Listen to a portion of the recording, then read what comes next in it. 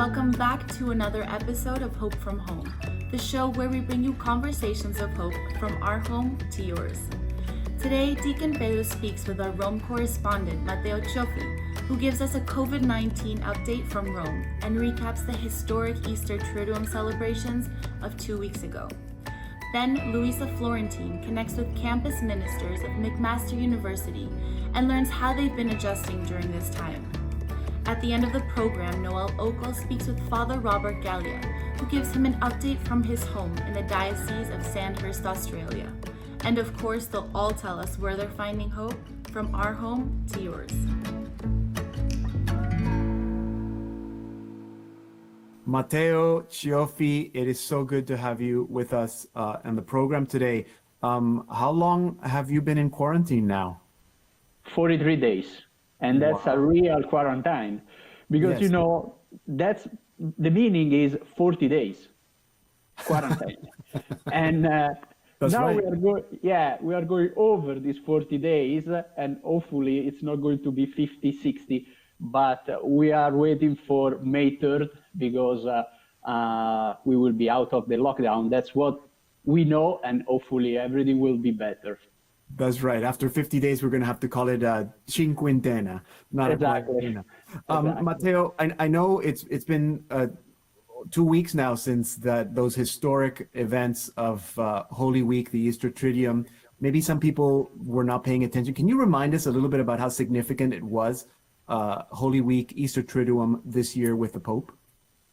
Yes, as I said in other situation, I think that there were two highlights, two moments that I really would like to speak about. Because the first one was the Cena Domini, Holy Thursday, when when Pope Francis during his homily he spoke about the priest who died during this emergency. And unfortunately, according to the report, the last report that we had, April 18th, the number is a big number, 111. So 111, sorry, Matteo, 111 priests that have died in Italy of the coronavirus?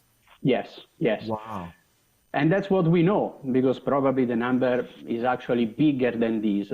That's the official number, according to the diocese. And Pope Francis basically wanted to open the Easter Triduum, mentioning, this priest who died, the sacrifice of this priest. And we know that it was a very special and unique Easter Triduum. And I think that that's the best way, to start. And it was a very powerful thought by Pope Francis. The other thing that I would like to speak about, to underline, is the Way of Cross on Good Friday. And as I already told you, actually, it was incredible because of the contest. We were in St. Peter's Square. We were not at the Colosseum, where usually the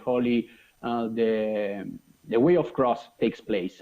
But it was one of the situations when you realize that you are witness of the history. A piece of history, is taking place in that moment in front of you. And I think that it's one of the privilege of our job, when we are able to feel, to be part of an event.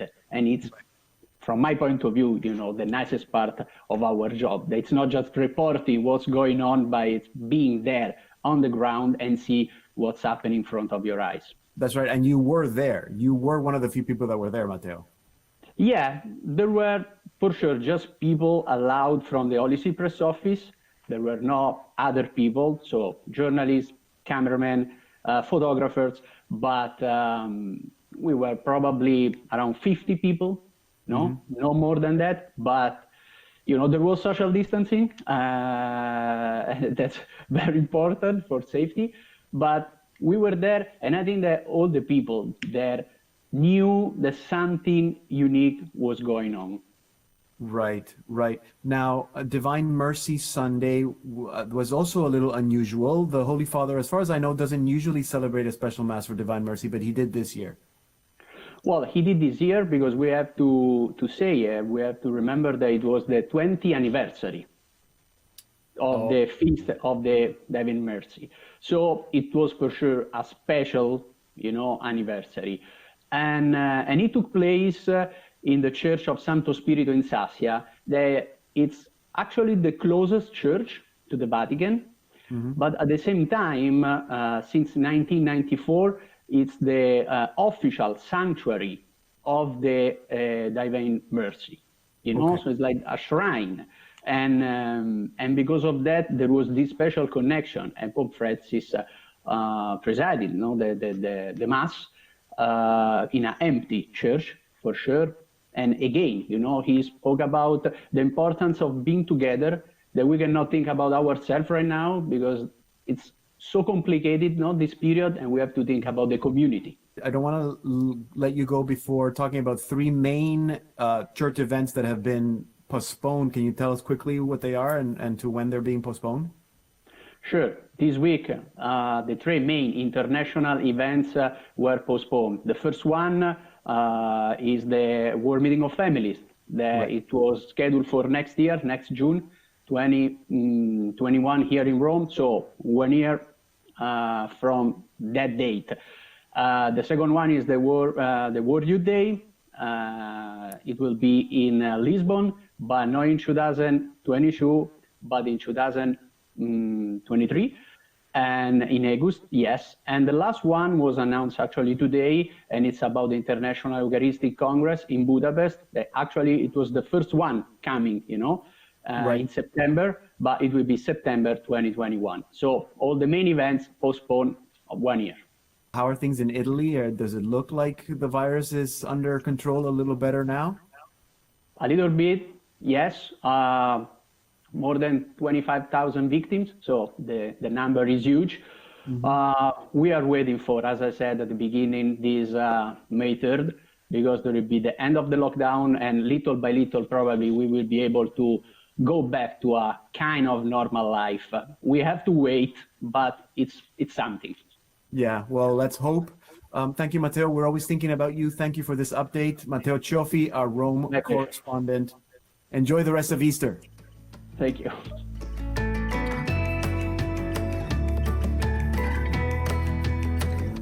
Rachel, father, and sister, thank you so much for being with us here today. So I think this is a really beautiful full circle moment because I was able to witness firsthand your ministry in McMaster Catholic Student Association, as well as the Canadian Martyrs Church during my university years. So it's so lovely to see you all here today, and thank you so much for being here. Thanks, Louisa. Good to see you. So why don't we start with you, Rachel? So of course, this is a very unusual time that we're all in right now, and everyone's having to work from home and do video calls like this.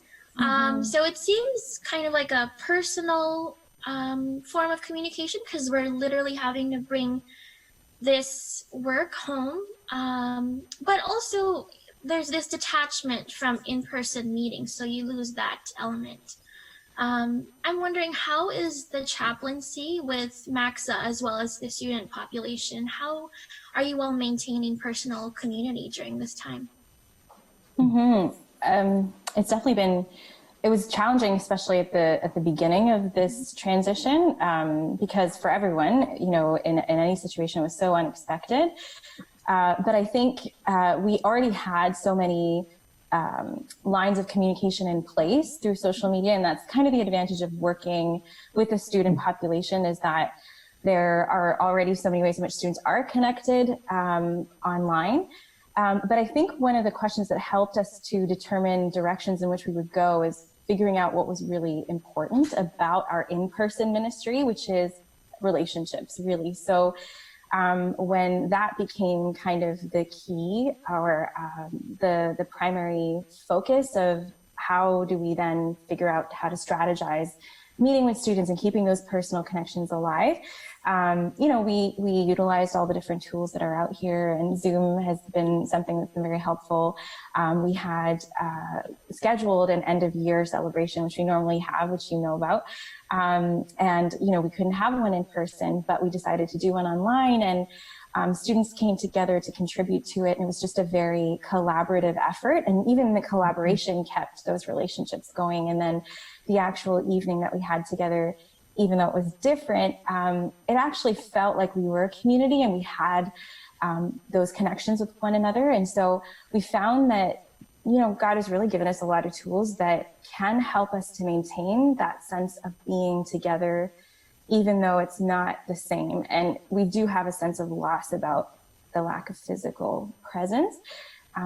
There's a fundamental relational connection that we definitely have been able to maintain, and that's such a blessing. It's been a huge blessing. So yeah, so lovely to hear how you're all using. I love that you said God's really giving you guys tools, because it seems like the end of year celebration you had here on Zoom was really well received. So yeah, that's amazing. What about you, sister? So for community members in your ministry, and also to all the Catholics tuning in to this show, what message of hope can we all lean on during this time? Well, for me, it actually started with something that Father Marcus shared in his musings. On the website, he's been posting these musings, and as he walks his dog quite often. And early on, he said something about embracing the silence. And as and as the team knows, I'm quite an extrovert, so I get my energy from people and being with them. So that invitation to embrace the silence of the moment, and whatever that means for people in their circumstances, and not to fight it or be afraid of it or discouraged by it, but rather to find the hope in it. And one of the images that has been very important for me during this whole Lenten season has been about praying with the image of being in the tomb, and that whole sense, and this isn't original to me, but that whole sense of, in the tomb we can either be facing into the darkness, into the uncertainty, into the unknown, or we can ask God for the grace to just shift us a little bit, to turn us around and look out into the opening of the tomb where there is light. And maybe we still have to stay in the tomb for a while with this COVID-19, but there is light. And of course, as Christians, Christ is our light. And it's so beautiful that we have Resurrection Easter in the middle of this experience. So those have been some of the moments of hope that I've carried within me from a spiritual perspective. And I guess if I can just share one last image, the other image that came to me was a number of years ago, I was given an amaryllis bulb for my birthday, and also being a procrastinator, I delayed planting it, and I opened it one day thinking it was just going to be dried up and shriveled, which I think some people are feeling they're going to be at the end of this time of lack of contact. But I was so shocked and surprised to see that amaryllis bulb had put out roots and a stem, and it even put out a flower.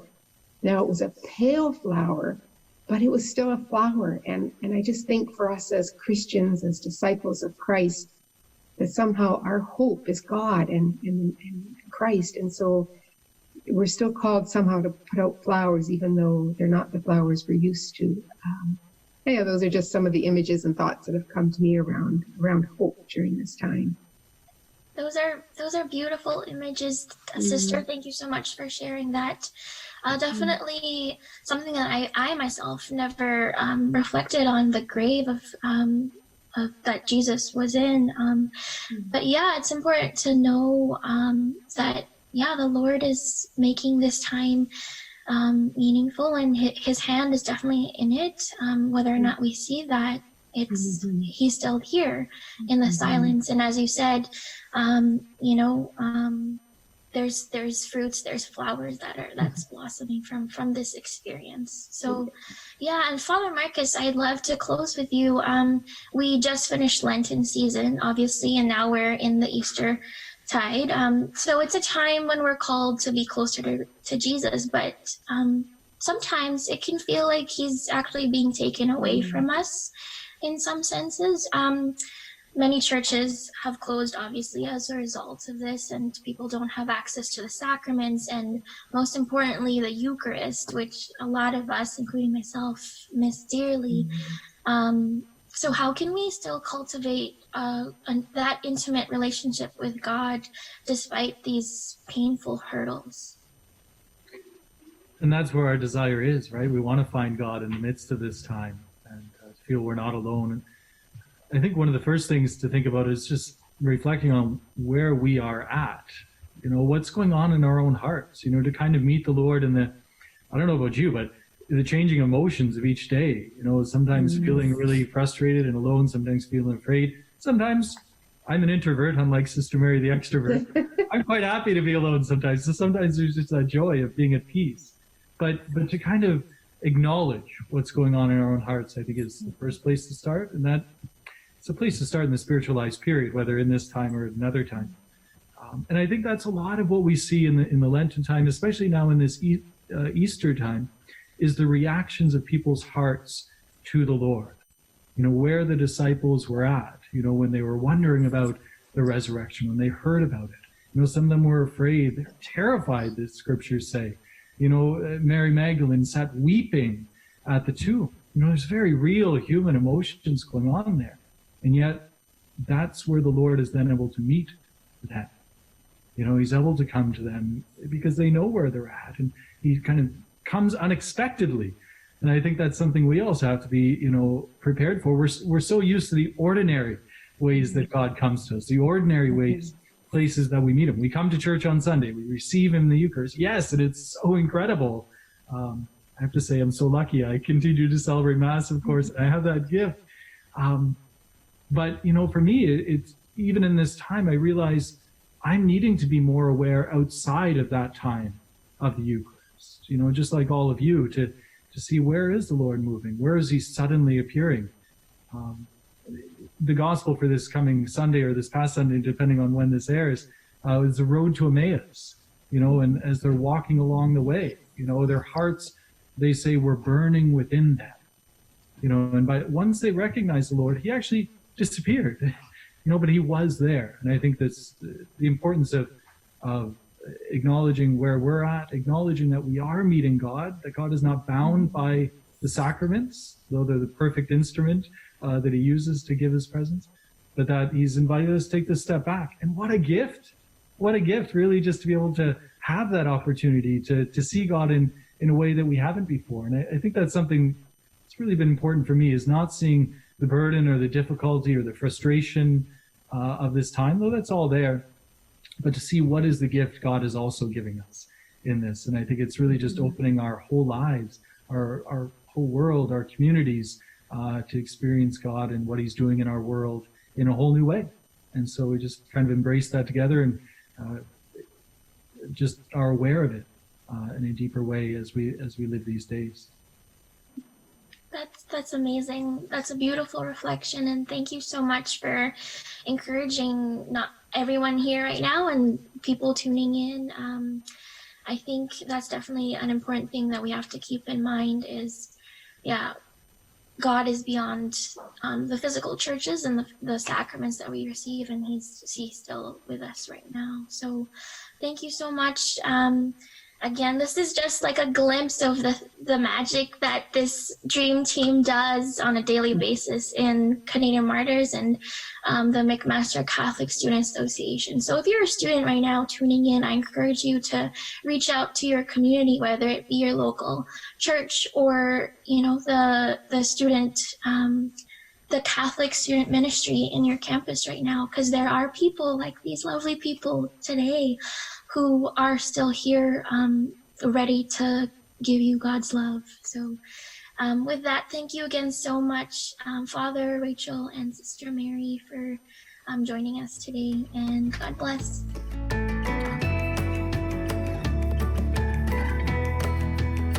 Father Rob Galea, singer, songwriter, and international recording artist, thanks so much for joining us all the way from the Diocese of Sandhurst, Victoria in Australia.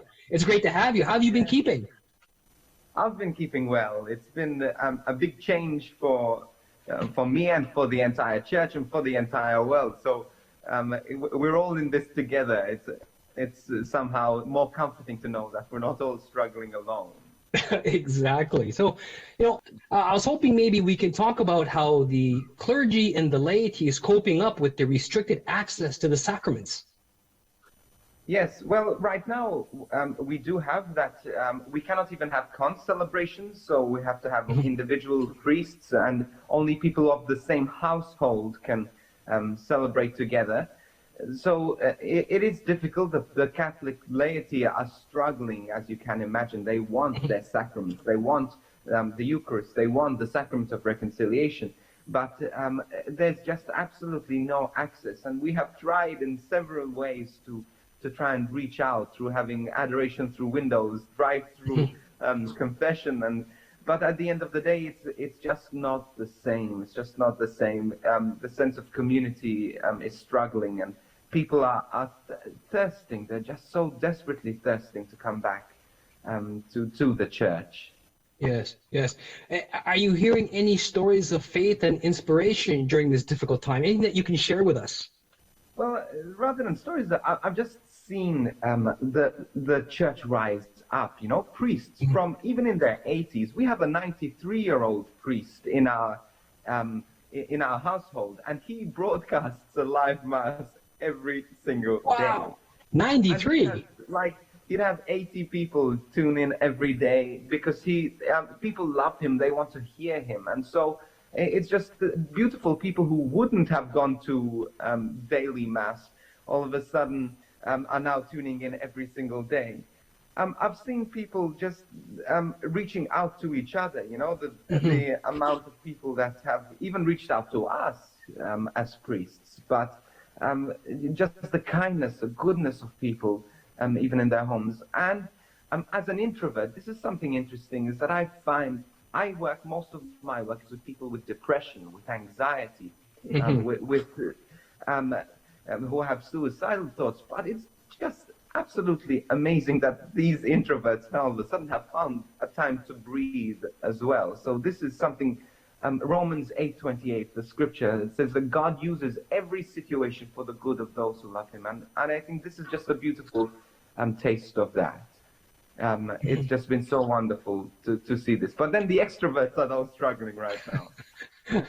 Yes, I can imagine. I'm one of those having a hard time with this. But what I'm finding is that, despite that we're all asked to sort of distance ourselves socially, at least in person, are you finding that the Catholic community is in a way coming closer together in these difficult times? Absolutely, yes. The faithful are becoming more connected in a sense, like the daily connection. But I do fear that there's also those who are in the peripheries, that we're losing them, In Australia, unfortunately, we've had a lot of negative press, and the press has hit hard over the last 2 days, 3 days. And so people, the disadvantage in something like that is that the church cannot come together to find solace together. And so there are those difficult moments, but yes, our young people sort of promoting, sharing the masses, sharing the adorations, sharing the reflections with their friends at this time. You know what I've seen? Just an incredible thirst. People are thirsty. They're desperate for God. And this has brought out that thirst, even the fact that there's a lot of stillness in the life of people now. And I think that's something beautiful as well that I've seen amongst our people as well. That's great to hear. Well, one personal question, Father Rob. What is giving you hope in these difficult times? It's the thirst of the people. It's just seeing people respond. I celebrate a weekly mass online, and I produce music for people every week, and I have a teaching video every week, and just the response has multiplied. It's just I'm just seeing that people are really reaching out to each other, reaching out through social media, phone calls. I try to call one of our clergy every week, just to see how they're doing. I should do more phone calls, but the introvert in me is just saying, no, still stay, be quiet, don't pick up that phone. Yes, yes. So, I was going to ask Father Rob, do you have what website or links can the people watching this go to see more of your work? well, I'm on social media, on Instagram and Facebook. It's at Father Rob Galea, FRROBGALEA. And also, I have a Sunday Mass, which I was celebrating when the laws were different. I was going to different parishioners' houses. Okay. And over there, I was celebrating a Mass and broadcasting that live. But now I'm doing it from our chapel as well. But I get I'm working with our best Christian artists around the world, and they're actually sort of broadcast into the Mass to do the music for the Mass remotely. And so that's been really exciting. That's broadcast every Sunday on Saturday night for Canadians on YouTube. Oh, that's fast. And what's the YouTube link there, Father Rob? / Father Rob Galea, all the same. FRROBGALEA. That's amazing. Father Rob, thank you so much for taking the time to talk to us. It really was great to reconnect again, and thanks for sharing these great stories of inspiration. Now, pleasure. And look, I just want to tell everyone just to be courageous, to be strong. You see, this is an opportunity for growth. This is an opportunity to recognize our thirst and our desire for God, but also to recognize the greatness of God, that God gave us the sacraments and gave us the Eucharist and gave us all of these, but is not limited to those. You know, God is, the Holy Spirit is in your house, in your room with your family, and we need to understand this as well as a church and thrive in this as a church while still longing for the sacraments. Well, amen to that. Yeah. Thank you again, Father Rob. We'll talk again soon. God bless you, and thanks, Noel. Okay. Thank you. Thanks. Bye-bye. God bless.